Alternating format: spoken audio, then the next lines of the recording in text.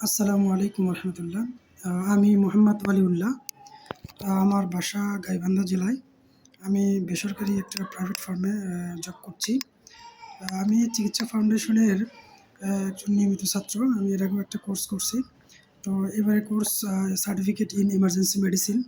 এই কোর্স পরিচালনা করেছেন ডক্টর পবিত্র কুমার শীল স্যার।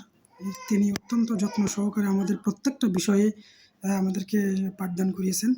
আমি তার প্রতি অনেক কৃতজ্ঞ যে আমরা অনেক কিছুই শিখতে পেরেছি। তো আসলে আমি আজকে যে টপিক নিয়ে কিছুক্ষণ একটু কথা বলবো সেটা হচ্ছে যে সিপিআর। আর সিপিআর মিনিং হচ্ছে যে কার্ডিয়াক পালমোনারি রিসাসিটেশন।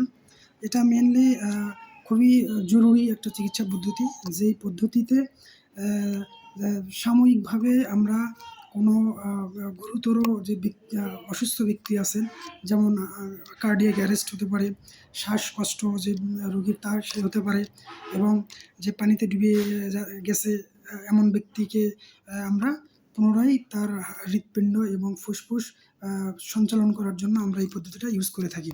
তো আসলে এই পদ্ধতি ইউজ করার জন্য সিপিআরটা আমরা মিনিটে ১০০ থেকে ১২০ বার আমরা এই গতিতে চাপ দিব, এবং যেটা বাচ্চাদের জন্য ১ বছর থেকে ৮ বছর বাচ্চাদের জন্য আমরা ২ আঙ্গুল ইউজ করব, আর বড় মানুষদের জন্য ১ হাত অথবা ২ হাত আমরা স্টারনামের একটু নিচে আমরা চাপ দিব, যেটা মিনিটে ১০০ থেকে ১২০ বার। আর আমরা প্রতি ৩০ বার চাপের পরে আমরা ২ বার করে স্কিউ ব্রেথ দিব। এভাবে করলে আমরা